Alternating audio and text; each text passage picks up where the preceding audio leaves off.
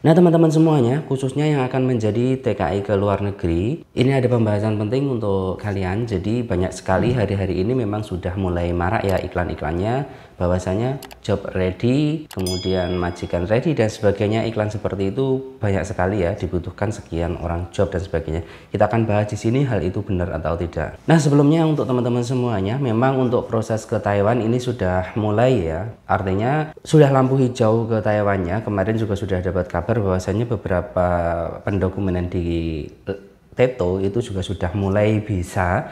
Jadi memang jangan kaget kalau hari-hari ini di media sosial itu banyak banget berseliweran yang mencari job ya. Jadi banyak banget postingan seperti dibutuhkan 15 TKW, jobnya ready, kemudian pokoknya istilahnya di dalam iklan mereka itu mereka bilang job ready ya. Nah itu perlu kita garis bawahi ya, bagaimana sih proses sebenarnya. Ada juga yang bilang nanti ini mau ada majikan datang, mau ada agensi datang ke PT si A, ke PT si B, oh ya ini job ready, segera terbang, akan terbang dan sebagainya. Nah kita akan bahas di sini ya. Jangan lupa subscribe ya.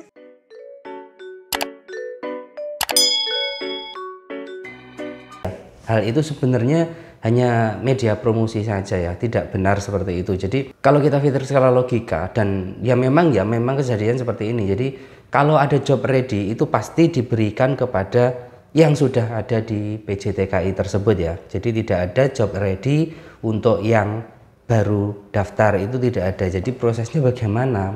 Alurnya bagaimana sih? Nah perlu teman-teman ketahui semuanya bahwasanya alur menjadi TKI itu seperti ini ya. Pertama kita itu daftar ke PJTKI ataupun ke P3MI ya sekarang itu. Kemudian setelah daftar kita dicek medikal dan sebagainya, itu kan lolos. Setelah lolos itu biasanya di biodata. Nah inilah prosesnya biodata. Jadi kemudian biodata itu dari PT Indonesia dikirimkan ke agensi di Taiwan ya.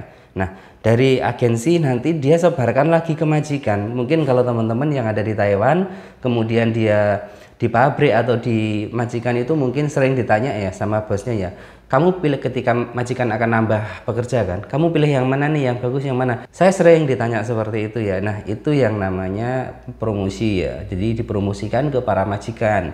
Biasanya agensi datang ke majikan itu bawa beberapa biodata. Kalau pengalaman saya ya, beberapa biodata 5-6 gitu, kemudian majikan disodorin, ini ada biodatanya, kemudian ada fotonya. Itu majikan berpikir ini pilih yang mana, dipilah-pilah kayak gitu.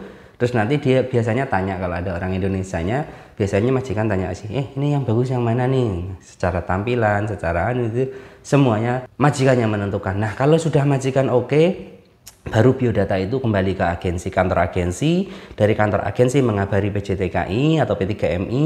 Dari P3MI kembali ke calon pekerjanya. Nah calon pekerjanya nih, kamu mau enggak? Ini aja majikan.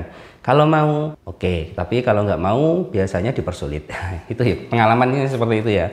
Nah seperti itu ya alur yang sesungguhnya. Jadi tidak ada ketika ini job ready Tasau, ini job ready di pabrik ini job ready di pabrik B. Ketika kita daftar zong, loh kok nggak sesuai ya, katanya jobnya ready kok nunggunya lama ya. Nah itu yang terjadi. Tapi teman-teman kan nggak ada yang berani bersuara. Tapi ya, dan dari zaman bahula sampai zaman sekarang itu memang promosinya ya begitu itu. Job ready Taiwan, job ready Jaga Akong, job ready Jaga Amas. Ya nggak ready amat. Kalau semuanya ready kemudian dialah baru nyari ya di PT mau dikasih apa itu ya. Yang mereka udah dapat ready ya dikasihkan di PT itu. Nah prosesnya itu seperti itu, prosedurnya ya. Kalau nggak begitu berarti kurang prosedur, kecuali mungkin ada yang proses calling visa atau apa itu ya di luar tata cara ini ya. Nah itu proses yang saya tahu gitu, dan itu proses yang sering dijalani. Jadi untuk teman-teman cari P3MI yang terbaik, cari sponsor yang dapat dipercaya. Kalau memang mau cari daerah dekatnya itu seperti itu caranya. Jangan tergiur janji job ya.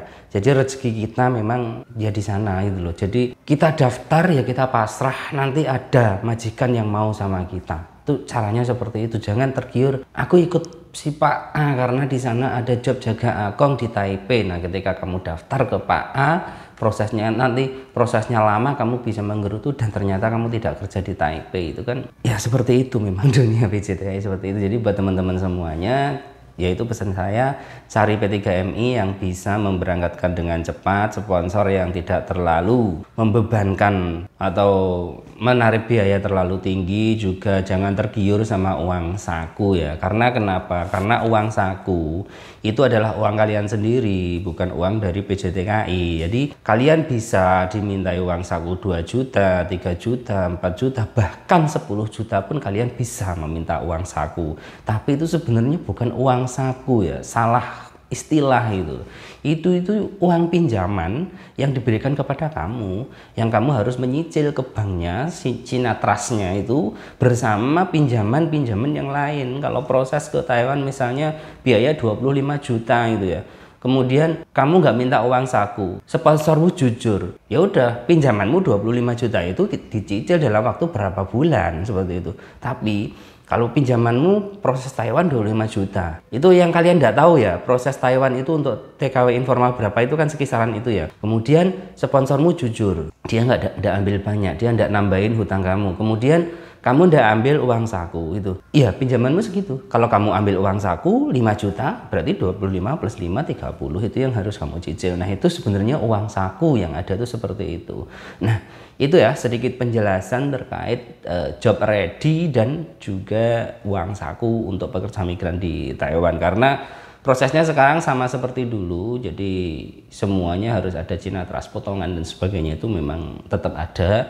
Potongan agensi tetap ada ya, hanya dicoret aja dari surat perjanjian kontrak kerja, tapi tetap ada potongannya. Dan yang pasti ya kenaikan gaji 20.000 NT itu pokok, kalau sama lembur nanti jadinya 23 ribuan lah, kurang lebih segitu. Nanti setelah 3 tahun dari tanggal 10 kemarin kalian bisa naik gaji lagi 1000. Paling cepat itu ya 10 Agustus 2025 itu gaji TKW Taiwan jadi 21.000 pokoknya. Plus lembur bisa jadi 24, dan pada tahun 2028 nanti paling cepat ya, kontrak paling cepat itu 2028 gaji kalian bisa jadi 22.000, dengan lembur bisa jadi 25 ribuan ya. Itu untuk informasi saat ini. Jadi untuk teman-teman persiapkan diri kalian yang mau berangkat menjadi TKI ke Taiwan.